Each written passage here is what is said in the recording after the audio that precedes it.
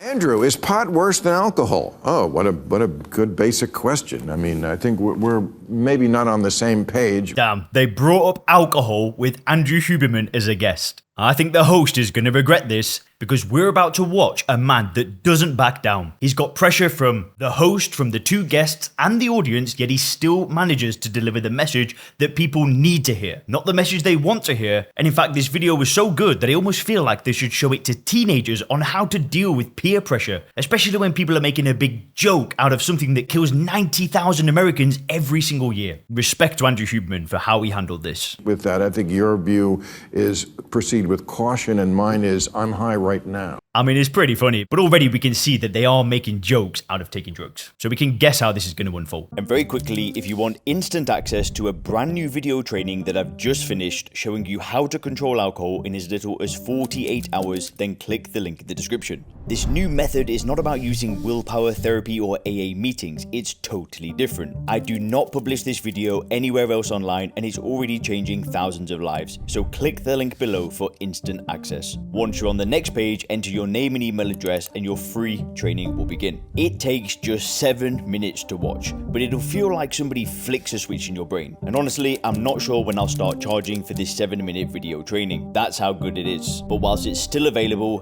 click the link below, enter your name and email address and watch that video now. I mean, Huberman laughed, but look at his face. He is not impressed. Alcohol's worse than pot. Everything, right? Yeah. Basically, isn't alcohol worse than everything? Yeah. 0 alcohol is better than any. Right. 2 drinks maximum for an adult non-alcoholic per week. Oh, he's delivering some pretty crazy statistics, although I disagree that 2 drinks per week is okay. The same way that 2 cigarettes per week is not okay. It's still a group 1 carcinogen. It's the same as asbestos and tobacco. But either way, just watch how he handles this. It's kind of the upper threshold. Per week. Week. What you can do without starting to increase your Look, it's not even that funny the way he reacks. risk for cancer, increase your, about 5% of all Business cancers. week? We're talking about 5 business days, or are we? Yeah, I mean, it's just not that funny. Wow. Weekend exemption. Weekend exemption. Thank you. I mean, drinking's at an all-time low. And you can see the guest already chiming in. You get an exemption. I think it's because people realize that, yes, it helps you fall asleep, but your sleep is super lousy. It messes up your gut microbiome. So he's not backing down. I'm not a teetotaler. I really think that people should do as they wish, but know what they're doing. Yeah. So notice how he said it. He said, I think people should do what they wish, but they should know what they're doing. And the problem is that the government guidelines don't talk about the dangers of drinking. We get a recommended daily allowance. We get told to drink responsibly, but we never get told by the alcohol companies or by the government that it's a group 1 carcinogen. We don't get told the real data. He knows this because he's a scientist, but I almost feel like this whole setup was we've got, the good guys that are on your side who are the hosts and the guests and the audience, and then we've got this evil scientist that's trying to take away our fun. It's almost like a bit of a show, but he still delivers the message. He doesn't back down. He could have easily just said, let's just move on to the next topic, but he doesn't. I got a lot of respect for Andrew Huberman after watching this. In terms of increasing your risk of cancer, especially for women and breast cancer, right.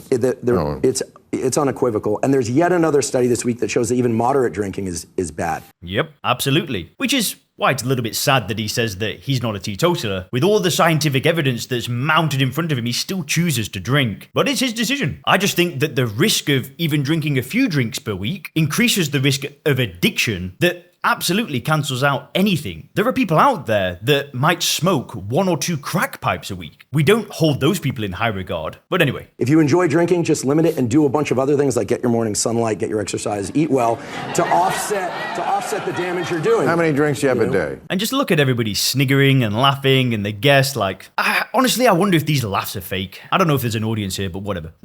Apparently way too many. Another joke. It's just not that funny. You're allowed to enjoy life, but it'll be a shorter one. I love you for the information, but you're depressing the hell out of me. So look, it's like, we're on your side if you drink, and here's the scientist that's boring and not that much fun. What a sad little setup that is. Yeah. What about, hypothetically, asking for a friend?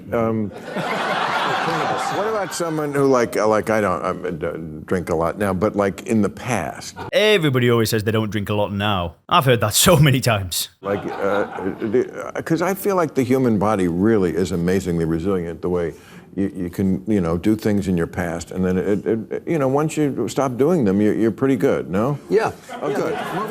I almost feel like the jokes are made to soften the blow. I feel like it's actually scripted, to be honest. And they've practiced it beforehand before going live on air. I think this is live, I'm not sure. I've never watched this show in my life, and I never would. I just like Andrew Huberman. And when someone sent me this clip, I knew I had to share it with you guys because he handles it so well. But you can see how everybody's laughing and agreeing with the host or agreeing with these little jokes. But Huberman just doesn't back down. Every sinner has a future, every saint has a past. Yeah, but I mean, if that's true, then why not? I feel like I always Whoa, hang on. Now he's going, well, if that's true, then why not? What he's basically saying is, why not keep drinking? You see the way that he meandered around that point that he wanted to make of, why not just keep drinking? He was very careful with how he delivered that. It's sad. Did as much as my body would allow me to. When my body let me have 25 drinks a week, I did. Listen, when my body allowed me to have 25 drinks a week, your body was never designed to have 25 drinks a week. You're just a bit younger and resilient. But I just think he's trying to not piss off his audience and get them to turn off the TV. You got to think about the incentives here. So Huberman's got the incentive of promoting scientific, factual information, and the host, all he really cares about is people not turning off his show. So it's kind of sad, but at least Huberman just didn't back down. Much different impact in your 20s and 30s. Right.